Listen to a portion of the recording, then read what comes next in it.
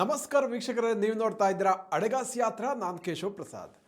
ವೀಕ್ಷಕರೇ, ಇವತ್ತಿನ ವಿಶೇಷ ಎಪಿಸೋಡ್ ನಾವು ಮಾರಿಷಸ್ ದ್ವೀಪದ ಬಗ್ಗೆ, ಅಲ್ಲಿನ ಪ್ರವಾಸೋದ್ಯಮದ ಬಗ್ಗೆ ಸಾಕಷ್ಟು ಉಪಯುಕ್ತವಾದ ಮಾಹಿತಿಯನ್ನು ತಿಳ್ಕೊಳ್ಳೋಣ. ಮಾರಿಷಸ್ಗೆ ಯಾಕೆ ಹೋಗಬೇಕು, ಮಾರಿಷಸ್ನಲ್ಲಿರುವಂಥ ಸುಂದರವಾದಂತಹ ಬೀಚ್ಗಳ ಮಹತ್ವ ಏನು, ಮತ್ತು ಅದಲ್ಲದೆ ಅಲ್ಲಿ ಏನೆಲ್ಲ ನೋಡ್ಬೋದು ಇತ್ಯಾದಿ ವಿಚಾರಗಳ ಬಗ್ಗೆ, ಜೊತೆಗೆ ಇಲ್ಲಿಂದ ಹೇಗೆ ಅಲ್ಲಿಗೆ ಹೋಗಬೇಕು, ಅಡಗಾಸ್ ಯಾತ್ರಾದಲ್ಲಿ ಪ್ರವಾಸಿಗರಿಗೆ ಯಾವೆಲ್ಲ ರೀತಿಯ ಸೌಕರ್ಯಗಳನ್ನು ಮಾಡಿಕೊಡ್ತಾರೆ, ಇದೆಲ್ಲ ವಿಚಾರಗಳನ್ನು ಸ್ವತಃ ಅಡಗಾಸ್ ಯಾತ್ರಾದ ಸ್ಥಾಪಕರಾದ ನಾಗರಾಜ್ ಅಡಿಗ ಅವರಿಂದ ನಾವು ತಿಳ್ಕೊಳ್ಳೋಣ. ಇದಕ್ಕಾಗಿ ಕಾರ್ಯಕ್ರಮಕ್ಕೆ ಅವರನ್ನು ವೆಲ್ಕಮ್ ಮಾಡೋಣ. ನಮಸ್ಕಾರ ಅಡಿಗ. ನಮಸ್ತೆ. ಸೊ ಅಂದಹಾಗೆ ಮಾರಿಷಸ್ ಅಂತ ಒಂದು ಸಣ್ಣ ಪುಟ್ಟ ರಾಷ್ಟ್ರ, ಬಟ್ ಅಲ್ಲಿನ ಬೀಚ್ಗಳು ನೆನಪಾಗುತ್ತೆ. ಬಹಳ ಸುಂದರವಾದಂತಹ, ಜಗತ್ತಿನಲ್ಲೇ ಸುಂದರವಾದಂಥ ಬೀಚ್ಗಳಲ್ಲಿದೆ ಅಂತ ಹೇಳ್ತಾರೆ. ಮತ್ತು ಅಲ್ಲಿನ ಭಾರತೀಯಕ್ಕೂ ಅಲ್ಲಿಗಿರುವಂತಹ ನಂಟು, ಸುಮಾರು 50%ಗೆ ಹೆಚ್ಚು ಮಂದಿ ಅಲ್ಲಿ ಭಾರತೀಯ ಮೂಲದವರು ಇದ್ದಾರೆ ಅನ್ನುವಂಥದ್ದು ಬಹಳ ವಿಶೇಷ. ಸೊ ಹಾಗಾಗಿ ಒಬ್ಬ ಪ್ರವಾಸಿಗರಾಗಿ ಮಾರಿಷಸ್ ದ್ವೀಪದ ವಿಶೇಷತೆ ಬಗ್ಗೆ ಏನು ಹೇಳ್ತೀರಾ ಅಂತ. ಮಾರಿಷಸ್ ಹೆಸರೇ ಕೇಳಿದರೆ ಒಂದ್ಸಲ ಹೋಗಿ ಬಂದುಬಿಡೋಣ ಅನಿಸ್ಬಿಡುತ್ತೆ. ಮಾರಿಷಸ್ ಒಂದು ಅದ್ಭುತವಾದಂಥ ಹಿಂದೂ ಮಹಾಸಾಗರದಲ್ಲಿ ಇರುವಂಥ, ಆಫ್ರಿಕಾ ಖಂಡದ ಹತ್ತಿರವಿರುವಂಥ ಒಂದು ಪುಟ್ಟ ದ್ವೀಪ. ಒಂದು ವಿಸ್ತೀರ್ಣ ಒಂದು 2000 ಕಿಲೋಮೀಟರು, ಒಂದು 12-13 ಲಕ್ಷ ಜನಸಂಖ್ಯೆ ಇರುವಂಥ ಒಂದು ದೇಶ ಮಾರಿಷಸ್. ಒಂದು 50-52% ಹಿಂದೂಗಳೇ ಇದ್ದಾರೆ. ಓಕೆ. ಹಾಗೆ ಒಂದು 25% ಕ್ರಿಶ್ಚಿಯನ್ರು, ರೋಮನ್ ಕ್ಯಾಥಲಿಕ್, ಹಾಗೆ ಒಂದು 10-12% ಮುಸ್ಲಿಮ್ಸು, ಹೀಗೆ ಮತ್ತೆ ಅಲ್ಲಿನ ಲೋಕಲ್ಸ್ ಎಲ್ಲ ಇದ್ದಾರೆ. ಹೇಗೆ ಅಲ್ಲಿ ಹಿಂದೂಗಳು ಹೇಗೆ ಹೋದರು ಅಂತ ಹೇಳಿ ಕೇಳಿದ್ರೆ, ಹೌದು, ಹಿಂದೆ ಅಲ್ಲಿ ಈ ಇಂಗ್ಲೀಷರು ಮತ್ತು ಯುರೋಪಿಯನ್ಸ್ ಅವ್ರಿಗೆ ಅವರೆಲ್ಲ ಭೂಪ್ರದೇಶವನ್ನು ಆಕ್ರಮಿಸಿಕೊಂಡು ಆಡಳಿತ ನಡೆಸುವಾಗ ಅವರಿಗೆ ಈ ಮಾರಿಷಸ್ಸು ಕಬ್ಬು ಎಲ್ಲ ಬೆಳೀಲಿಕ್ಕೆ ಪ್ರಶಸ್ತ ಸ್ಥಳ ಅಂತ ಅನ್ನಿಸ್ತು. ಸೊ ಅವರಿಗೆ ಇಂಡಿಯಾದಿಂದ ತೊಗೊಂಡೋಗೋದು ಸ್ವಲ್ಪ ದೂರ ಆಗುತ್ತೆ ಅಂಥೇಳಿ ಕಬ್ಬನ್ನು ಮಾರಿಷಸ್ಸಲ್ಲಿ ಬೆಳೆಸಲಿಕ್ಕೆ ಅಂಥೇಳಿ ಅದಕ್ಕೆ ಕೂಲಿ ಕೆಲಸಕ್ಕಾಗಿ ನಮ್ಮ ಈ ಜಾರ್ಖಂಡು, ಬಿಹಾರ ಈ ಭಾಗದ ಜಾಗ, ಅಂದರೆ ಅಲ್ಲಿನ ಜನ ಇವಾಗಲೂ ಭೋಜ್ಪುರಿ, ಹಿಂದಿಗಿಂತ ಜಾಸ್ತಿ ಭೋಜ್ಪುರಿ ಎಲ್ಲ ಮಾತಾಡ್ತಾರೆ.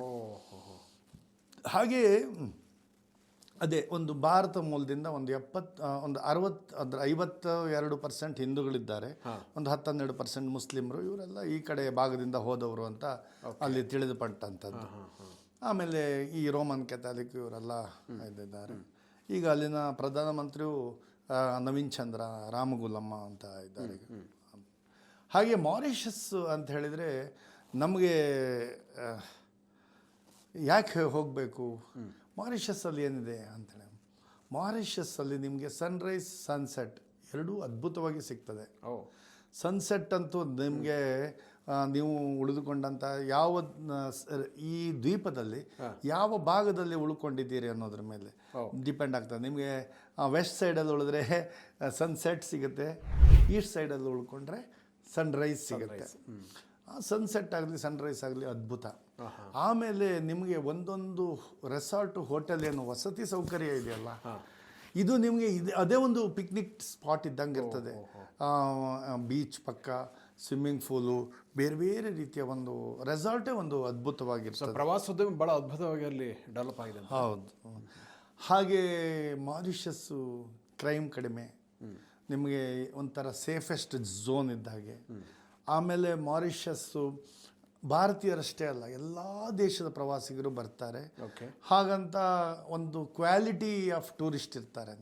ಈ ಕೆಲವೊಂದು ನನ್ನ ಕಂಟ್ರಿಗಳ ಬಗ್ಗೆ ಹೇಳುವಾಗ ಥೈಲ್ಯಾಂಡು ಇದೆಲ್ಲ ಈ ಥರ ಅಲ್ಲ, ಇಲ್ಲಿ ಬರುವಂಥ ಟೂರಿಸ್ಟು ಸ್ವಲ್ಪ ಟೇಸ್ಟ್ಫುಲ್ ಜನ ಇರ್ತಾರೆ. ಆಸ್ಟ್ರೇಲಿಯಾದಿಂದ ಹಿಡಿದು ಯುರೋಪು ಖಂಡದವರು ಎಲ್ಲ, ಒಳ್ಳೊಳ್ಳೆ ಅಮೇರಿಕಾದವರು ಎಲ್ಲ ಬರ್ತಾರೆ ಮಾರಿಷಸ್ಗೆ. ಸೊ ಎಲ್ಲ ರೀತಿಯ ಜನರಿಗೂ ಬೇಕಾದಂಥ ವ್ಯವಸ್ಥೆ ಇರ್ತದೆ. ಅದಕ್ಕೋಸ್ಕರ ಈ ಮಾರಿಷಸ್ ಅಂದ ತಕ್ಷಣ ನಾವು ಏನಂದರೆ ಹೆಚ್ಚಾಗಿ ಲೀಸರೇ ಜಾಸ್ತಿ ಅಂತ ಹೇಳ್ಬೋದು. ಹನಿಮೂನರ್ಸ್ ಯಾಕೆ ಚಾಯ್ಸ್ ಮಾಡ್ತಾರೆ ಅಂದರೆ, ಲೀಸರ್ ರೆಸಾರ್ಟಲ್ಲೇ ಇರ್ತೀರ, ಲೀಸರಾಗಿ ಬೀಚ್ ಪಕ್ಕದಲ್ಲೇ ವಾಕಿಂಗ್ ಮಾಡ್ತೀರಾ, ಬೀಚ್ ಪಕ್ಕನೇ ಆ ಹಿಂದೂ ಮಹಾಸಾಗರದ ಅದ್ಭುತವನ್ನು ನೋಡಲಿಕ್ಕೂ ಒಂದು ಅವಕಾಶ. ಹಾಗೆ ಹೆಚ್ಚಾಗಿ ನಾನು ಮಾರಿಷಸ್ ಹೋಗೋರಿಗೆ 6 nights 7 days ತೊಗೊಳ್ಳಿ ಅಂತ ಹೇಳ್ತೇನೆ. 6 nights 7 days ತೊಗೊಂಡ್ರೆ ಸ್ವಲ್ಪ ಈ 4 night 5 nightsiಗೂ 6 nightiಗೂ ಅವರನ್ನು ಒಂದು ಎಕ್ಸ್ಟ್ರಾ 1 ನೈಟಿಗೆಲ್ಲ ಹೆಚ್ಚು ಕಡಿಮೆ ಒಂದೇ ರೇಟಲ್ಲಿ ಆಗ್ತದೆ. ಹಾಂ ಹಾಂ. ಸೊ ನಾವು ಏನು ಮಾಡ್ತೀವಿ, ಮಾರಿಷಸ್ ಹೋಗಿದ್ದ ದಿನ ಮತ್ತು ಬರುವ ದಿನ ಬಿಟ್ಟು ಉಳಿದ 5 ದಿನ ಇರ್ತದೆ. 5 ದಿನದಲ್ಲಿ 3 ದಿನ ಸೈಟ್ ಸೀಯಿಂಗ್ ಮಾಡ್ತೀವಿ, 2 ದಿನ ಫ್ರೀ ಕೊಡ್ತೇವೆ ಮಿಡಲಲ್ಲಿ. ಒಂದು ದಿನ ನಾವು ಸೌತ್ ಟೂರ್ ಅಂತ ಮಾಡ್ತೀವಿ, ಇನ್ನೊಂದು ದಿನ ನಾವು ನಾರ್ತ್ ಟೂರ್ ಅಂತ ಮಾಡ್ತೀವಿ, ಮತ್ತೊಂದು ದಿನ ಐಲೆಕ್ಸ್ ಸರ್ಫ್ ಟೂರ್ ಅಂತಲೂ ಮಾಡ್ತೀವಿ. ಆಮೇಲೆ ನೀವು ಮಾರಿಷಸ್ಸಲ್ಲಿ ನಿಮಗೆ ಇದೆಲ್ಲ ನೋಡ್ಲಿಕ್ಕೆ ಅದ್ಭುತ, ಏನು ಮಧ್ಯ ಮಧ್ಯ ಬೆಟ್ಟಗಳು, ಓಹೋ ಬೆಟ್ಟದ ನಡುವೆ ಜರ್ನಿ, ಒಂದು ಕಡೆ ಸಮುದ್ರನೂ ಇದೆ, ಒಂದು ಕಡೆ ಬೆಟ್ಟನೂ ಇದೆ. ಸೊ ಐಲ್ಯಾಂಡ್ ಅಂದ ತಕ್ಷಣ ನಾವು ಏನು ಬರೀ ಬೀಚ್ ಮಾತ್ರ ಅಂತ ಇಲ್ಲ, ಒಳ್ಳೊಳ್ಳೆ ಬೆಟ್ಟಗಳಿದೆ. ಒಂದು ಮಾಲ್ ಇದೆ, ಅದೇ ನೋಡಲಿಕ್ಕೆ ಭಾಳ ಖುಷಿ ಆಗ್ತದೆ, ತುಂಬ ದೊಡ್ಡ ವಿಸ್ತೀರ್ಣವಾದ ಮಾಲ್. ಆಮೇಲೆ ಇನ್ನೊಂದು ಅದ್ಭುತ ಅಂತ ಹೇಳಿದರೆ ಅಲ್ಲಿ 23 ಕಲರ್ಸ್ದು ಒಂದು ಇದಿದೆ, ಒಂದು ಭೂ ಪ್ರದೇಶ. 23 ಕಲರ್ ನೀವು ನೋಡ್ಬೋದು ಇದರಲ್ಲಿ. 23 ಕಲರ್ದು. ಅದು ಹೇಗಾಯ್ತಂದರೆ ಈ ವೋಲ್ಕೆನೋ ಅದರದ್ದು ಇದು ಸ್ರವ ಆಗ್ತದಲ್ಲ, ಆ ದ್ರವ, ಲಾವಾರಸ, ಅದು ಕಲರ್ ಚೇಂಜ್ ಆಗಿದಂತೆ. ಅದು ತಗೊಳ್ಳಿಕ್ಕೆ ಲಕ್ಷಗಟ್ಟಲೆ ವರ್ಷ ಬೇಕಾಗಿತ್ತಂಥದ್ದು. ಅದನ್ನು ನೋಡ್ಲಿಕ್ಕೆ ನೀವು ಅದನ್ನು ವಾಕಿಂಗಲ್ಲೇ ನೋಡ್ಕೊತ ಹೋಗಿ, ಅಲ್ಲಿ ಅದ್ಭುತವಾದ ವಾಟರ್ ಫಾಲ್ಸ್ ಸಹ ಇದೆ. ಈ 23 ಕಲರ್ಸ್ ನೋಡೋದಕ್ಕೆ ನಿಮ್ಗೆ ಅದ್ಭುತ. 23 ಕಲರ್ಸ್ ಅಂತ ನಾವು ಹೇಳ್ತೀವಿ, ಅದನ್ನು ನೋಡ್ಬೋದು. ಅದು ನಿಮಗೆ. ಆಮೇಲೆ ಇನ್ನೊಂದೇನೆಂದರೆ ಒಂದು ಅವರ ರಾಜಧಾನಿ ಬಂದು ಪೋರ್ಟ್ ಲೂಯಿಸ್ ಅಂತ, ಅಲ್ಲಿ ಅದು ಸಮುದ್ರ ಪಕ್ಕದಲ್ಲಿರುವಂಥ ಇದು, ಅಲ್ಲಿ ಕೋಟೆಯನ್ನು ಕಟ್ಟಿದ್ದಾರೆ. ಆಮೇಲೆ ಇನ್ನೊಂದೇನಂತ ಹೇಳಿದರೆ ಹಾರ್ಸ್ ರೇಸಿಗೆ famous, one of the famous ಈ ಪೋರ್ಟ್ ಲೂಯಿಸ್ ವರ್ಲ್ಡಲ್ಲಿ ಇದರಲ್ಲಿ ಹಾಕಿದ್ದಾರೆ. ನಿಮಗೆ ಫೇಮಸ್ ಹಾರ್ಸ್ ರೇಸ್ ತಾಣಗಳು ಬಂದರೆ ಪೋರ್ಟ್ ಲೂಯಿಸ್ ತೋರಿಸ್ತದೆ ನೋಡಿ, ಎಲ್ಲಿ ಕನೆಕ್ಷನ್ಸು. ಆಮೇಲೆ ಐಲೆಕ್ಸ್ ಸರ್ಫ್ ಅಂತ ಹೇಳಿದರೆ ಸಮುದ್ರದ ಮಧ್ಯೆ ಹೋಗುವಂಥದ್ದು, ಬೋಟಲ್ಲಿ ಹೋಗಿ ಒಂದು ಐಲ್ಯಾಂಡ್ ಥರ. ನೀವು ಅಲ್ಲಿ ಯಾವುದೇ ರೀತಿಯ ಪ್ರವಾಹ, ಯಾವುದೇ ಭೀತಿ ಇಲ್ಲ. ನೀವು ಬೆಳಗಿಂದ ಮಧ್ಯಾಹ್ನದವರೆಗೂ ಒಳ್ಳೆ ವಾತಾವರಣ, ಸ್ವಿಮ್ಮಿಂಗ್ ಮಾಡ್ಬೋದು. ಆಮೇಲೆ ಏನು ಬೀಚ್ ಆ್ಯಕ್ಟಿವಿಟೀಸ್ ಮಾಡುವಂಥದ್ದು ಎಲ್ಲ ಮಾಡಲಿಕ್ಕೆ ಅದ್ಭುತವಾದಂಥ ಐಲೆಕ್ಸ್ ಸರ್ಫ್ ಟೂರ್. ಅದೇ ಒಂದು ದಿನ ಅಲ್ಲೂ ಮತ್ತು ನಿಮಗೆ ಸಮುದ್ರದ ಅಡ್ವೆಂಚರ್ ಆ್ಯಕ್ಟಿವಿಟೀಸ್ನೆಲ್ಲ ಮಾಡುವ ಇಷ್ಟ ಇದ್ದವ್ರು ಮಾಡ್ಬೋದು. ಆಮೇಲೆ ಇದಿಷ್ಟು ನೋಡುವಂಥದ್ದು. ಮತ್ತು 2 ದಿನ ನಾವು ಲೀಸರ್ ರೆಸಾರ್ಟಲ್ಲೇ ಇರುವಂಥದ್ದು.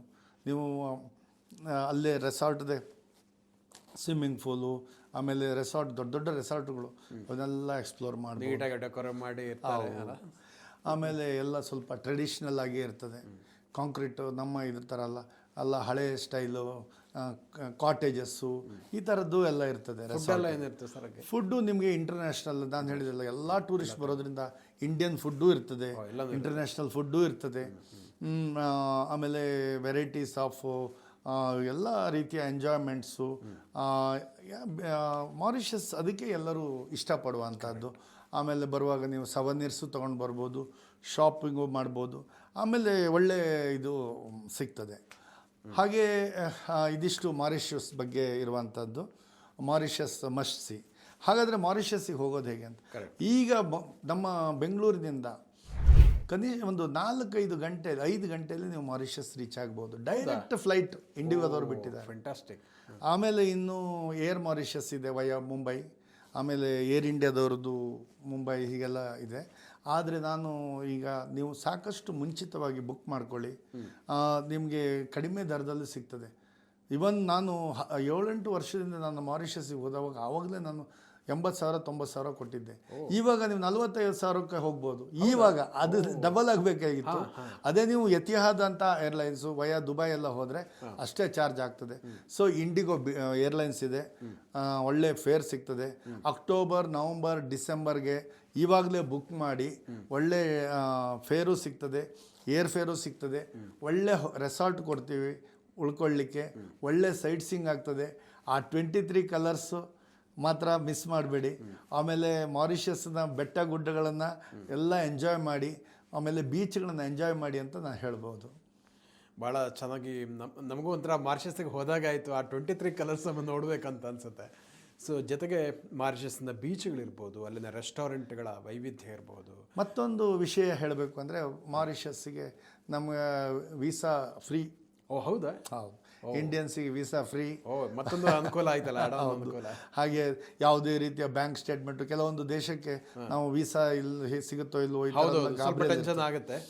ಇದು ಆ ಎಲ್ಲ ಒಂದು ದೃಷ್ಟಿಯಿಂದನೂ ಇಂಡಿಯಾದವ್ರಿಗೆ ಫ್ರೆಂಡ್ಲಿ ಆಗಿದೆ ಅಂತ ಹೇಳ್ಬೋದು. ವೀಸಾ ಫ್ರೀ ಆಗಿ ಪಾಸ್ಪೋರ್ಟ್ ಇದ್ರೆ ಸಾಕು. ಪಾಸ್ಪೋರ್ಟ್ ಇದ್ರೆ ಸಾಕು. ಫ್ಯಾಂಟಾಸ್ಟಿಕ್.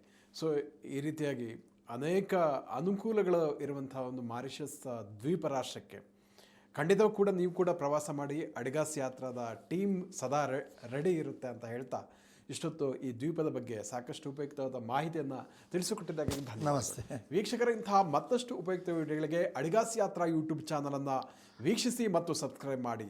ವಂದನೆಗಳು.